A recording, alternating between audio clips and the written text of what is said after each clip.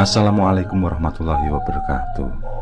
Selamat datang kembali di channel Pen Invasion, channel yang menyuguhkan video cerita bergambar seputar misteri. Simak terus video dari kami.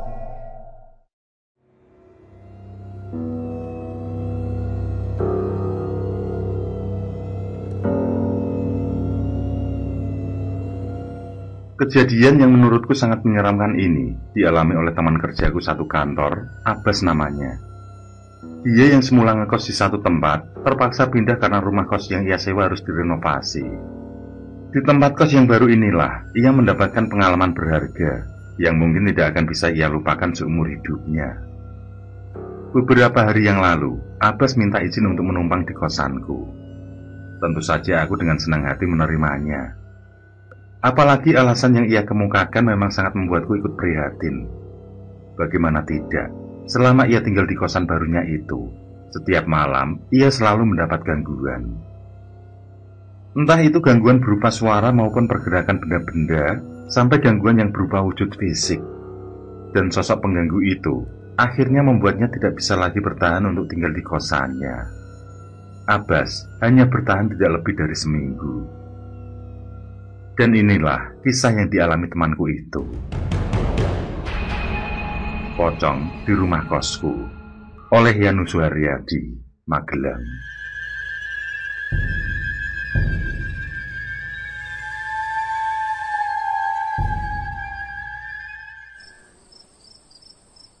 Maaf Mas Abbas, bukannya kami mengusir Mas Abbas, tapi Mas Abbas tahu sendiri kondisi rumah ini.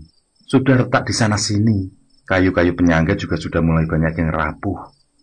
Nanti setelah renovasi selesai, kami juga sangat mengharapkan Mas Abbas untuk tinggal di sini lagi. Abbas pun mengangguk mendengar penuturan bapak kosnya. Ia paham kondisi dan situasi yang sedang terjadi. Memang benar apa yang dikatakan bapak kos, bahwa kos-kosan ini perlu direhab. Ia dan beberapa teman kos untuk sementara memang harus mencari tempat tinggal lain.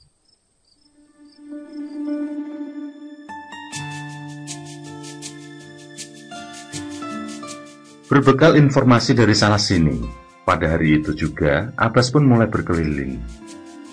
Satu persatu alamat kos ia datangi, ia survei. Menurut pemikirannya, meski bangunan, fasilitas, maupun lingkungan semua mendukung, kalau harga sewanya tidak terjangkau, maka tidak akan masuk ke dalam kriteria baginya. Pun walau harga sewanya tergolong murah, namun apabila suasana dan lingkungan dirasa tidak mendukung, maka juga tidak akan masuk kriteria baginya. Abbas memang agak sensitif soal mencari tempat tinggal. Ia kurang suka untuk tinggal di kawasan yang lingkungannya kotor atau kumuh.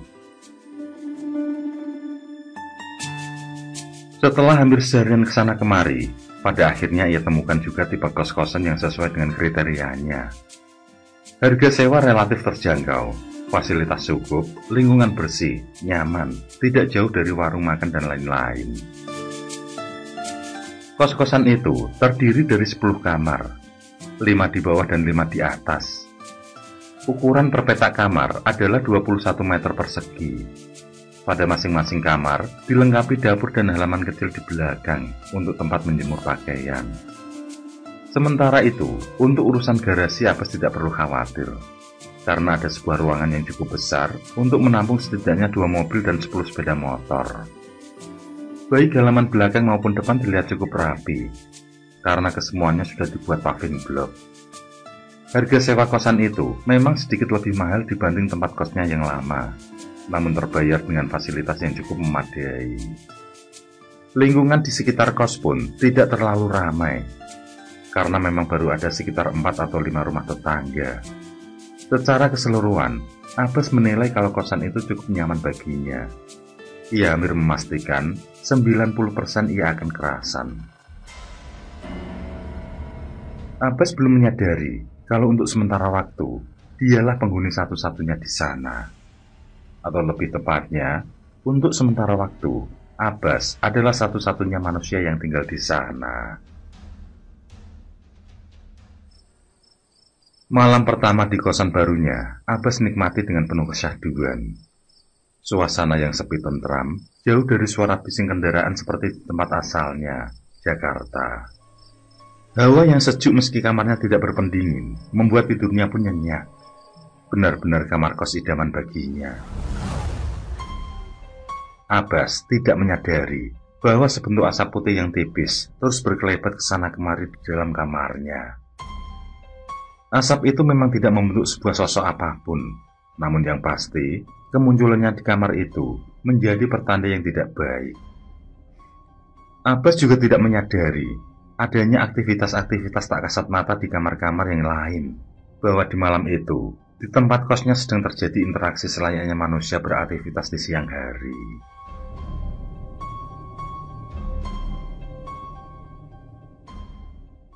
Paginya, jam 8:04, Abbas sudah bersiap untuk berangkat ke kantor. Peraturan di tempat kerjanya, telat masuk 1 menit akan dikenai denda sebesar Rp1.000. Nominal yang kelihatan kecil memang. Meski begitu, Abbas lebih suka berangkat lebih pagi. Karena tentu bukan hanya denda saja jika terlambat, tapi teguran juga didapat. Abbas sudah berada di garasi dan bersiap menyalakan sepeda motornya. Ketika ia teringat kalau ia tidak memegang kunci, ia pun meraba-raba saku celana maupun jaket. Abbas tidak mendapatkan kuncinya di saku celana, pun di saku jaketnya. Ia pun merogoh tas kecilnya, namun sampai ia membongkar isi tasnya pun, kunci sepeda motor tidak ia temukan. Abbas buru-buru kembali ke kamar, tapi ia sudah mengunci pintu kamarnya. Sedangkan selama merogoh-rogoh saku celana maupun jaket dan isi tasnya, ia tidak sekalipun menemukan kunci yang lain. Ia pun mencoba membuka pintu dengan menekan-nekan handle pintu. Tapi bagaimana bisa dibuka kalau pintunya memang sudah ia kunci? Rasa cemas seketika menghantui Abbas. Sayangnya, baik kunci sepeda motor maupun kunci kamar tidak segera ia temukan. Sekali lagi ia merogoh-rogoh saku celana maupun jaketnya. Memang kosong. Kedua kunci itu memang tidak ada berada di sana. Isi tas cangklongnya pun hanya berupa dompet, alat tulis, dan sebuah kartu pengenal. Abbas kebingungan. Ia benar-benar lupa bagaimana kunci-kunci itu tidak ada padanya. Padahal pintu kamar sudah jelas terkunci. Abbas mencoba menghela nafas. Ia susuri dari kamar hingga garasi. Siapa tahu kedua kunci itu jatuh tanpa ia sadari. Namun kunci yang ia cari-cari belum juga ketemu. Ia pun mematung berpikir keras ketika telinganya mendengar suara pintu terbanting pelan. Buru-buru ia keluar dari garasi. Di depan kamarnya, Abbas berdiri terpaku dengan pikiran nyaris linglung. Pintu kamarnya terbuka dengan sendirinya. Ia juga menemukan kedua kunci yang baru saja ia cari-cari, ternyata berada di atas tempat tidur. Abbas pun bergidik. Namun segera, ia pun mengunci pintu dan segera berangkat.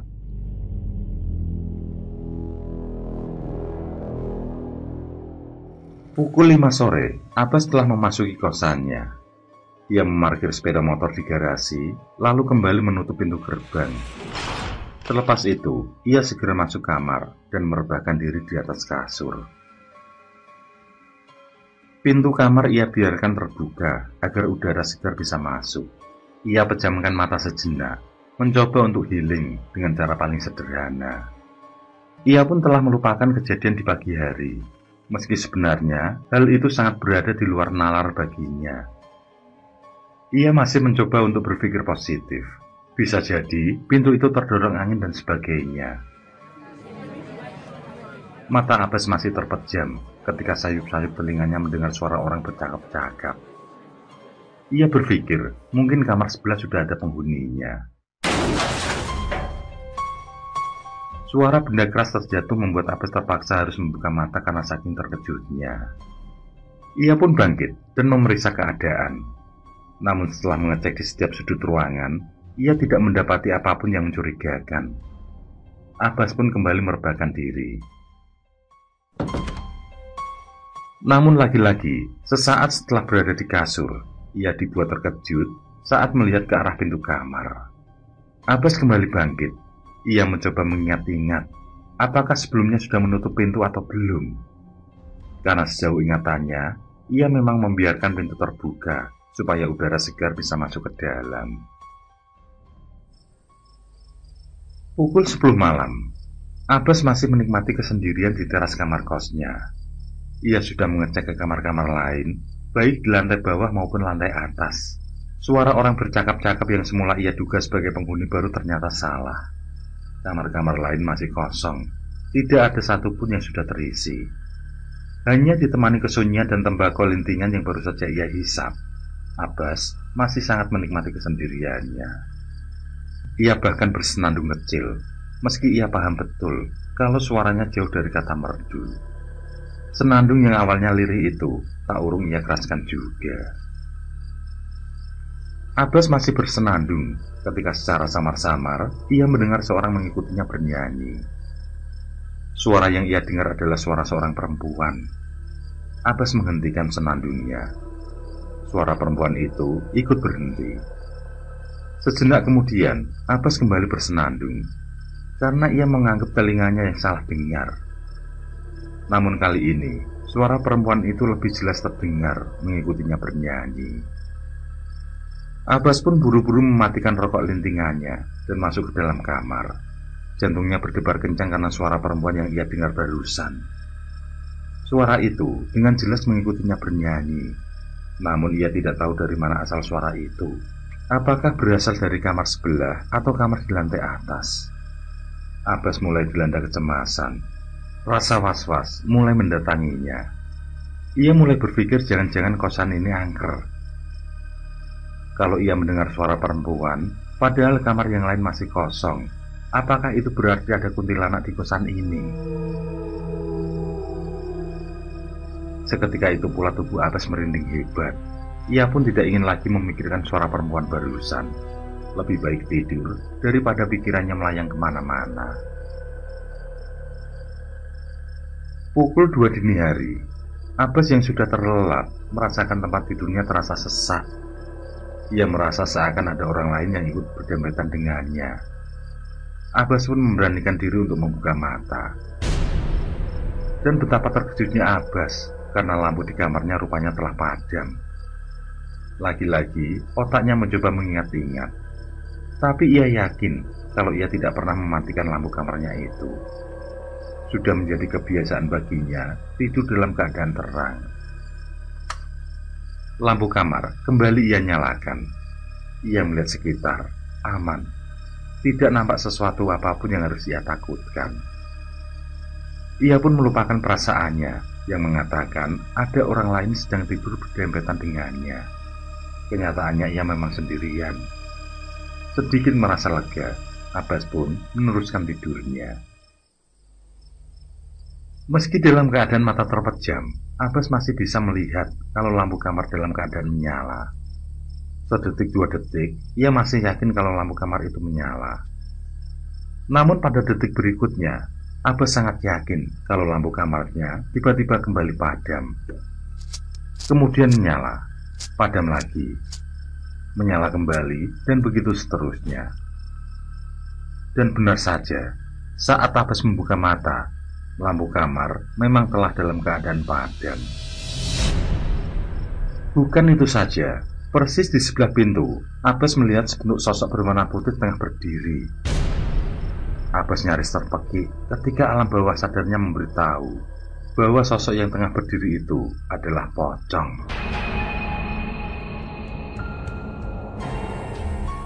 Namun saat Abbas mencoba mengamati lebih teliti, sosok itu sudah tidak lagi tampak olehnya. Keringat dingin membasih seluruh tubuh Abbas, antara percaya dan tidak dengan apa yang ia lihat barusan. Ia mencoba tenang. Sejauh yang ia tahu, perwujudan pocong selalu identik dengan bau dan aroma busuk menyengat. Abbas tidak mencium bau atau aroma apapun. Berarti apa yang ia lihat barusan hanyalah ilusi cahaya semata. Kilauan korden yang tertimpa cahaya dari luar menyebabkan matanya salah. Abbas pun kembali bernafas lega. Ia tetap mencoba untuk selalu berpikir secara logis.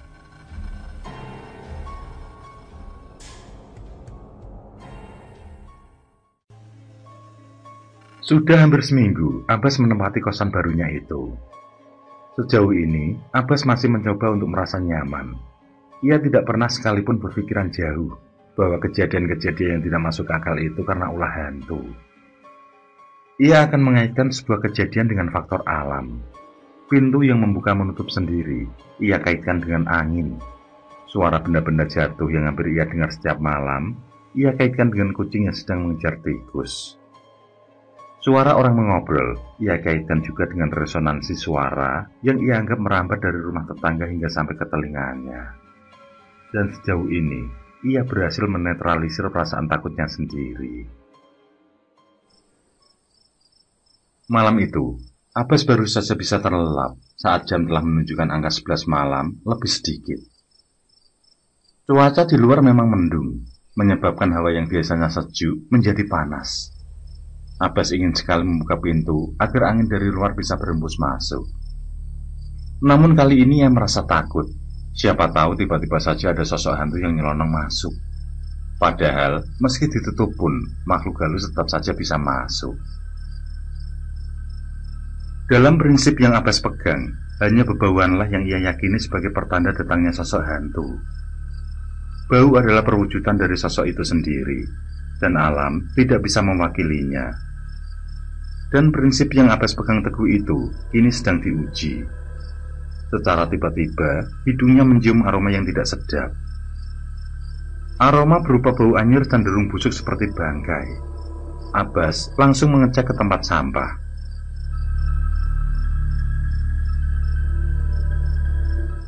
Tapi setelah ia dekatkan tempat sampah itu ke hidungnya, ia yakin bau itu tidak berasal dari sana.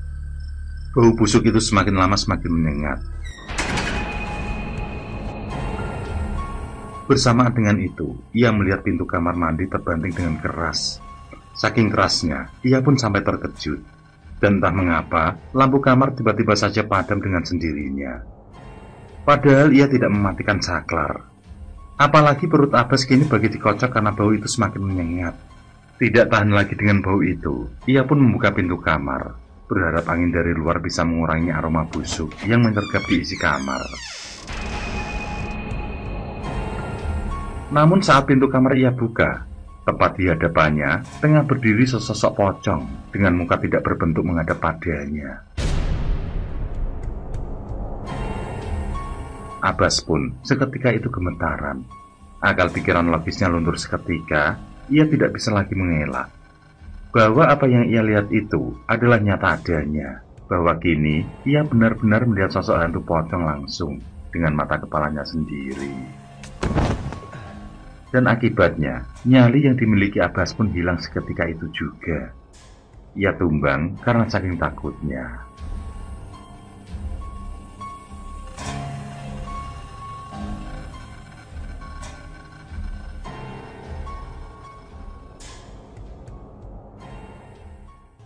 Abbas menceritakan kisah yang ia alami dengan terbata.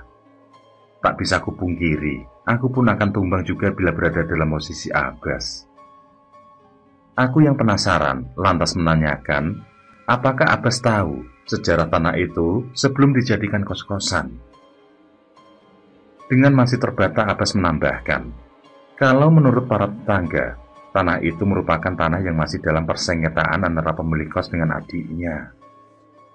Menjadi sengketa karena tanah itu sebenarnya adalah tanah waris yang belum sempat dibagi secara adil. Sedangkan sang kakak tanpa persetujuan adiknya dengan serta-merta membangun kos-kosan di atas tanah itu. Aku yang belum paham pun kembali menanyakan apakah hubungan tanah waris dengan sosok pocong yang Abbas lihat. Abbas menggeleng-gelengkan kepalanya. Mungkin menganggap pertanyaanku terlalu bodoh untuk ia jawab. Sang adik sengaja menanam hantu-hantu itu agar kosan itu sepi, tidak laku, paham? Aku pun mengangguk, soal warisan rupanya.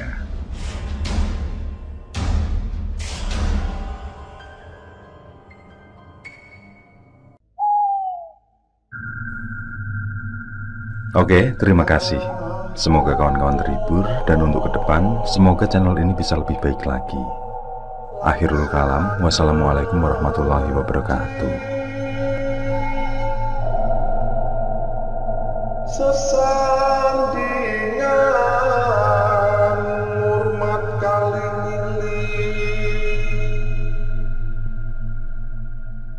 lakukan di muka sana.